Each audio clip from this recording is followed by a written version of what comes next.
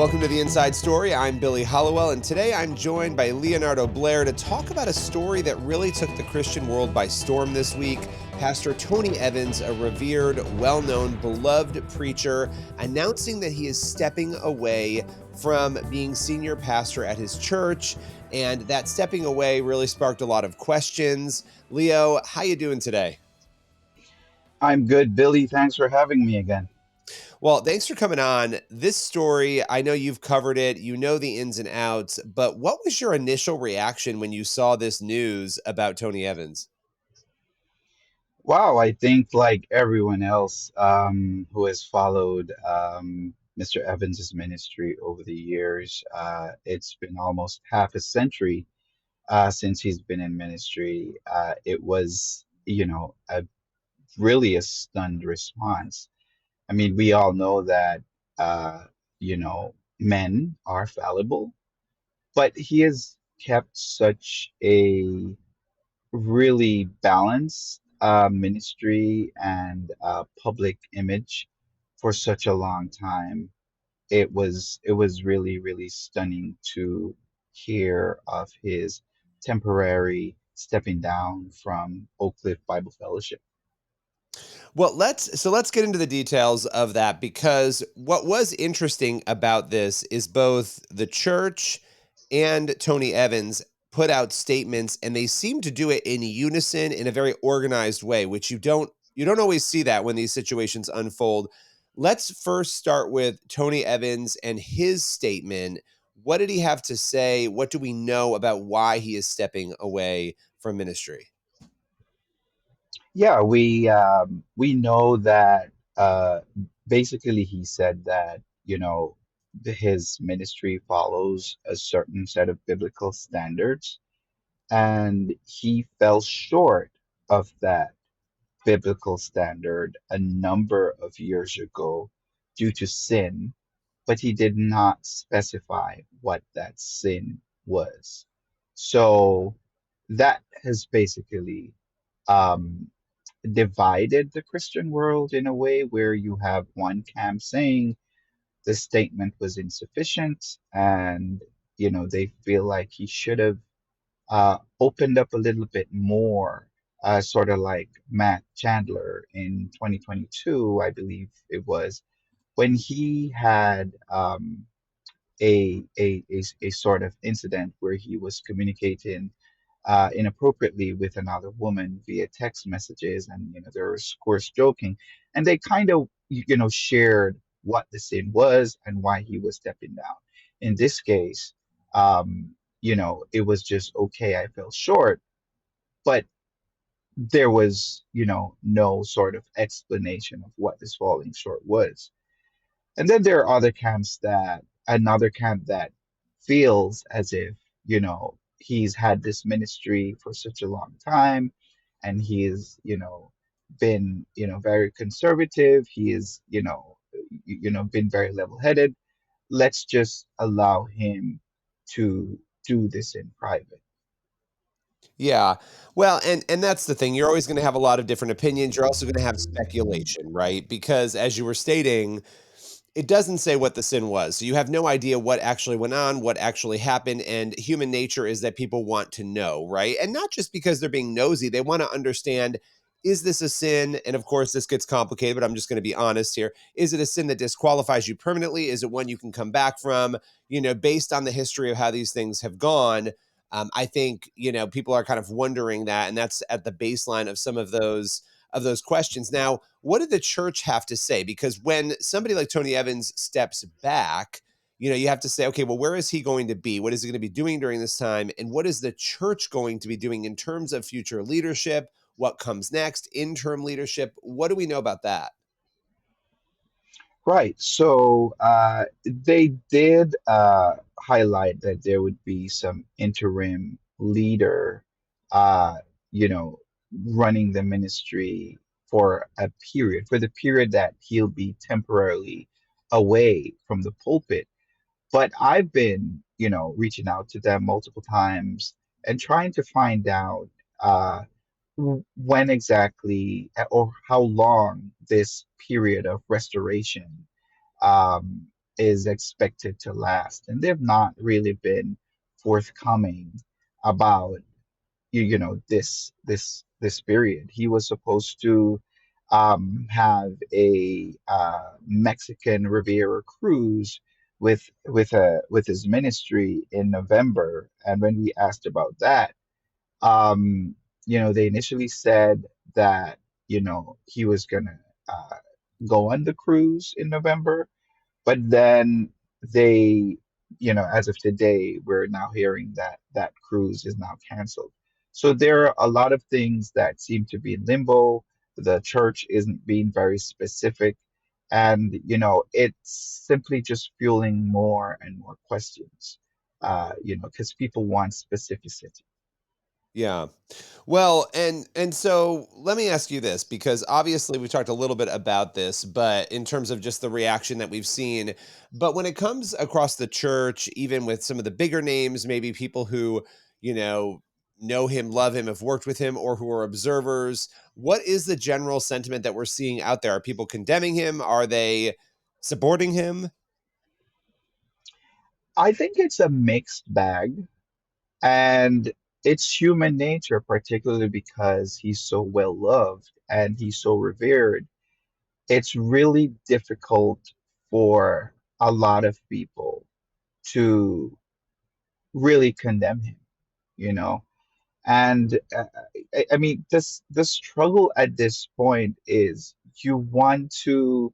We talk about biblical standards, and we still, regardless of whether or not we like the individual. The fact is, um, he confessed to having sinned, but he didn't really come clean. And there are even questions where people are asking, okay, so why is he confessing now to something that happened several years ago? Was he forced to confess? And if he was forced to confess, then there are individuals who are concerned that he would never have come forward with the ministry failure.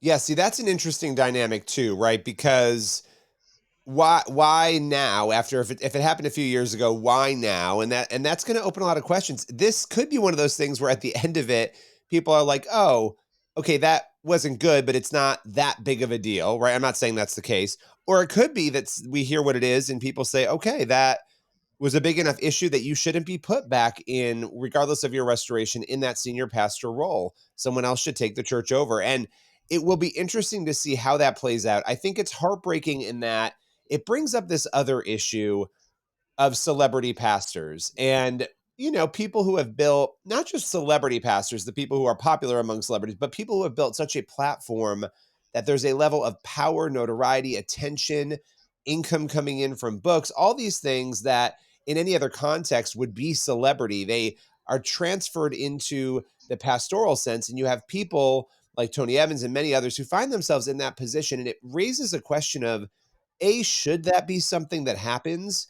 That pastors become so big that this is a position they find themselves in. And B, regardless of where you stand on A, how do we deal with this as a church to help pastors, not just those with a big platform, but pastors to just navigate and deal with the complexities of life and the role that they have?